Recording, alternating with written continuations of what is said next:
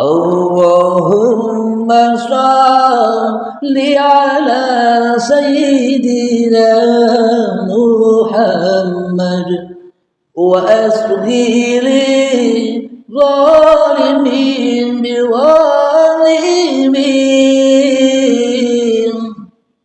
wa akhrijna min bainihim salimin wa ala alihi wa sahbihi ajma'in.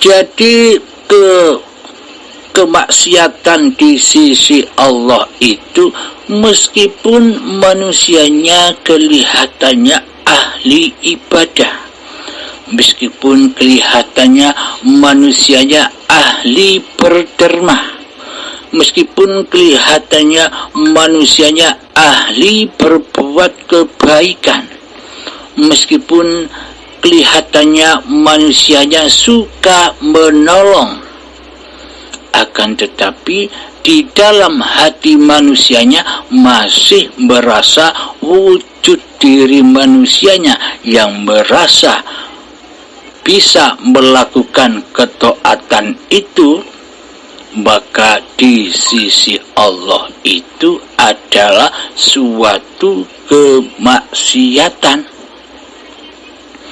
Karena di dalam ketaatan manusia itu masih terkuasai oleh wujud hidup dan kuasa manusianya yang merasa berkuasa atas segala kebaikan, atas segala peribadatan, atas segala kedermawanannya selama ini.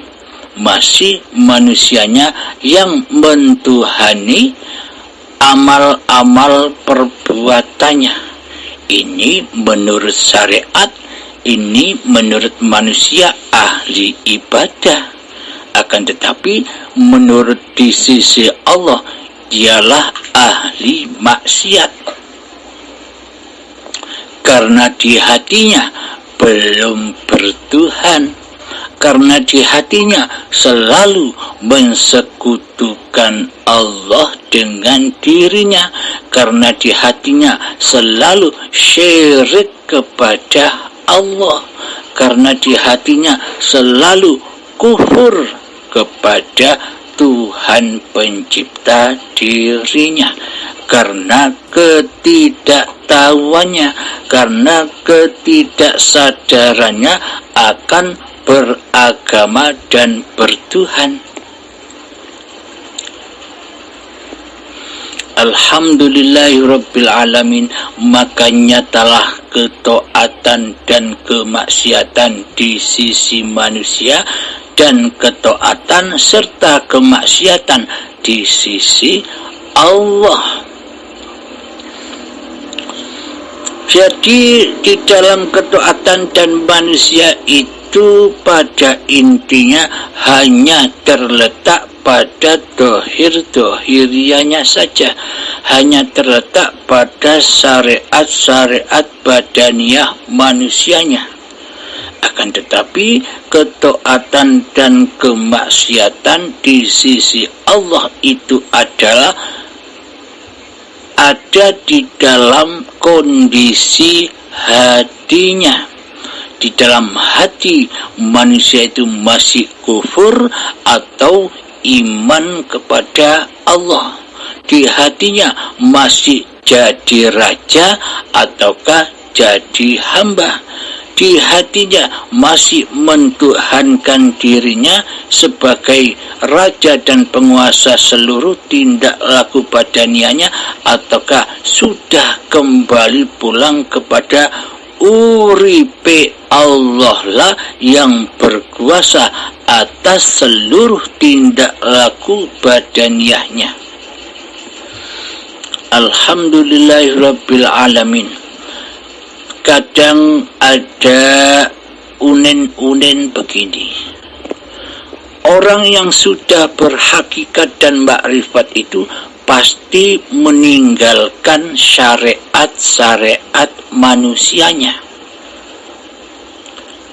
Kadang manusia yang masih duduk di syariat tidak terima ini, karena manusia yang masih duduk di syariat pasti mensesatkan pembicaraan atau ungkapan ini, karena masih ketidaktahuan hatinya akan bertuhan.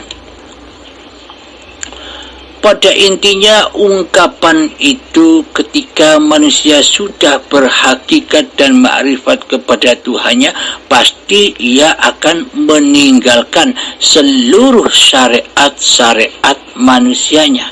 Ini maksudnya begini, yang ditinggalkan syariat-syariat manusianya itu artinya pengakuan diri manusianya lah yang merasa melakukan syariat-syariat badaniahnya, itulah yang ditinggalkan. Pengakuan dirinya lah yang bisa sholat dan yang bisa beribadah, itulah yang ditinggalkannya. Pengakuan diri manusianya yang bisa bekerja, yang bisa naik motor, yang bisa memasak di dapur, itulah yang ditinggalkannya. Berganti kembali menjadi syariatullah, syariatnya hidup. Selama ini kan kita menyangka seluruh syariat-syariat itu terjadi atas kuasa badan-badan manusianya. Akan tetapi kita selama ini luput memandang hidup, luput memandang urip. Bila tiada hidup, bila tiada urip, apakah badan-badan ini tercipta? Dengan uriplah, dengan hiduplah, maka badan-badan ini tercipta. Dengan apakah badan-badan ini bisa bertindak tanduk? Dengan apakah badan-badan ini bisa bersyariat?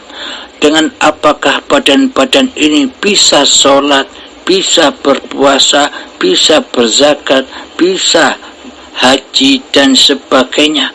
Dengan apakah badan-badan ini bisa bekerja, bisa naik motor, bisa memasak di dapur dan sebagainya? Dengan apakah badan-badan ini bisa bergerak? Jika tanpa hidup, apakah badan bisa bergerak? Jika tanpa hidup, apakah badan ini akan tercipta dan wujud di dunia ini? Maka kembalikanlah seluruh syariat-syariat badan ini kembali kepada syariatullah, yakni syariatnya hidup. Jadi syariat-syariat yang dibawa oleh Kanjeng Nabi Muhammad sallallahu alaihi wasallam itu bukan syariatnya Kanjeng Nabi Muhammad. Jangan salah paham. Syariat yang dibawa oleh Kanjeng Nabi Muhammad sallallahu alaihi wasallam itu adalah sejatinya syariatullah, syariatnya Allah. Terbukti di dalam kita melakukan ibadah dan sholat wajib diawali dengan niat, karena innamal a'malu binniyah, segala amal itu tergantung niatnya. Sedangkan di dalam niat itu di akhir kalimat pasti seluruhnya ada kata-kata lillahi ta'ala, miliknya Allah. Inilah yang dimaksud, inilah tanda bukti seluruh syariat-syariatnya manusia itu sesungguhnya syariatullah. Terbukti disuruh kembalikan seluruh sholat dan ibadah menjadi lillahi ta'ala. Akan tetapi praktek hati kita selama ini, kita tidak mau kembali kepada Allah di dalam seluruh praktek-praktek hati kita dikala mengerjakan ibadah dan sholat, serta ketika mengerjakan apapun. Aplikasi di hati kita selama ini yang ada hanyalah linafsi, milikku hamba. Inilah syariat-syariat yang diselewengkan oleh hawa nafsu kita sendiri, yang diselewengkan oleh setan-setan yang terkutuk, yang bersekutu dengan hawa nafsu kita sendiri selama ini. Setan-setan yang terkutuk itulah yang menggoda manusia untuk memakan buah khuldi, yakni buah pengakuan dirinya lah yang wujud, dirinya lah yang hidup, dirinya lah yang berkuasa, sehingga seluruh perbuatannya diakui sebagai perbuatan manusia itu sendiri. Inilah penyelewengan, inilah kesesatan-kesesatan syariat-syariatnya manusia selama ini. Karena selama ini kita tidak berkiblat kepada syariat yang dibawa oleh Kanjeng Nabi Muhammad. Kanjeng Nabi Muhammad diutus oleh Allah, dan Kanjeng Nabi Muhammad mengutus kepada umatnya untuk selalu berniat di dalam hatinya lillahi ta'ala, bukan linafsi. Tapi nyatanya selama ini praktek hati kita bukan lillahi ta'ala, akan tetapi linafsi, karena selama ini kita tidak mengenal Allah, kecuali kita hanya mengenal diri manusia kita sendiri di hati kita. Inilah wujud nyatanya syariatullah yang dibawa oleh junjungan kita Nabi besar Muhammad sallallahu alaihi wasallam, yang selama ini kita selewengkan. Diperintah lillahi ta'ala di dalam hati, loh kok malah linafsi praktek hati kita selama ini? Apakah bukan penyelewengan ini?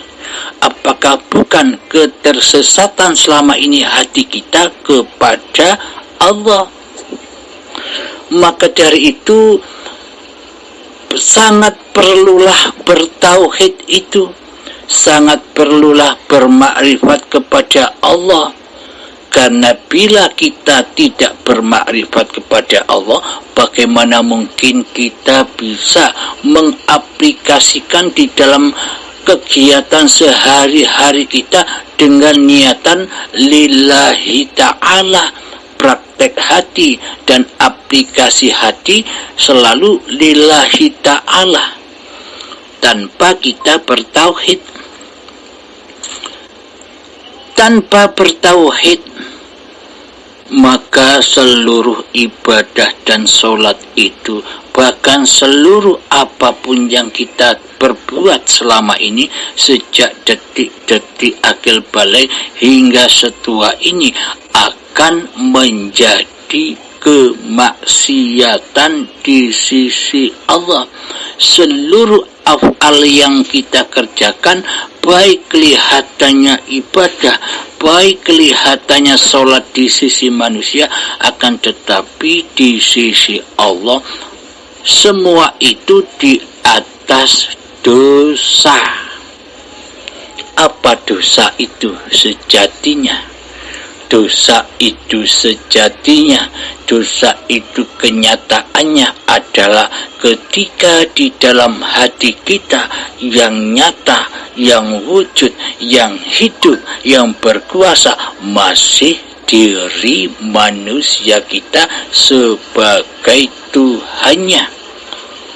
Sementara Allah sebagai pencipta dan penguasa diri manusia kita, sedangkan Allah sebagai yang menghidupi seluruh manusia, kita tiadakan di hati kita, kita goibkan di hati kita. Inilah yang dimaksud dosa. Jelas bukan?